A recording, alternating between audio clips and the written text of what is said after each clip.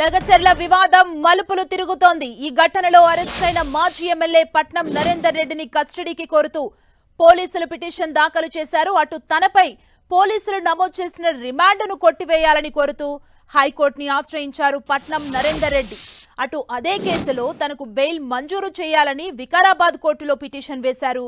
ఈ రెండు పిటిషన్లపై సోమవారం న్యాయస్థానంలో విచారణ జరగనుంది. అటు లగచర్ల గ్రామస్తులు సైతం హైకోర్టును ఆశ్రయించారు. తమ వారిపై నమోదు చేసిన కేసులను కొట్టివేయాలని హైకోర్టులో క్వాష్ పిటిషన్ దాఖలు చేశారు. ఈ కేసులో ప్రధాన నిందితుడిగా ఉన్న పట్నం నరేందర్ రెడ్డిని పోలీసులు అరెస్ట్ చేసి రిమాండ్కు తరలించారు. A2గా ఉన్న భోగమోని సురేష్ కోసం గాలిస్తున్నారు. అరెస్ట్ సమయంలో పట్నం నరేందర్ రెడ్డిని ఫోన్లు స్వాధీనం చేసుకున్న పోలీసులు ఫోన్ కాల్ డేటాని విశ్లేషించేందుకు నరేందర్ రెడ్డిని మరింత విచారించేందుకు కస్టడీకి ఇవ్వాలని కోరుతూ కోర్టులో పిటిషన్ వేశారు.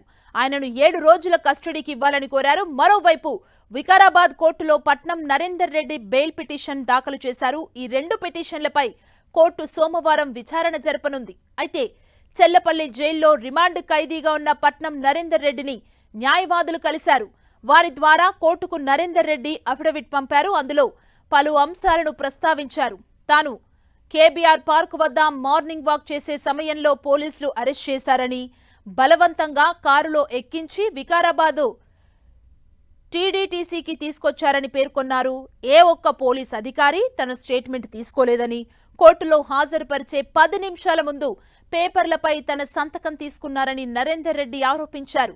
అరెస్టుకు ముందు తనకు ఎలాంటి నోటీసులు ఇవ్వలేదని, కేటీఆర్ సహా ఇతరుల ఆదేశాలతో దాడులు చేసినట్లు ఫేక్ స్టోరీని పోలీసులు క్రియేట్ చేశారని అఫిడవిట్లో తెలిపారు.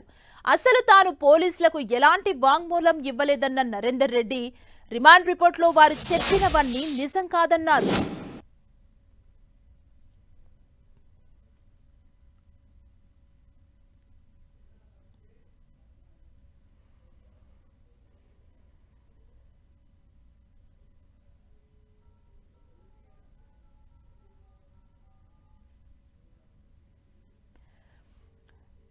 పట్నం నరేందర్ రెడ్డిని తమ కస్టడీకి ఇవ్వాలంటూ ఓవైపు పోలీసులు పిటిషన్ ని దాఖలు చేశారు. ఇటీవల ఇవ్వాలని కోరుతూ కోర్టును వారైతే అడుగుతున్నారు. సోమవారం విచారణకు రానున్నాయి ఈ పిటిషన్లు.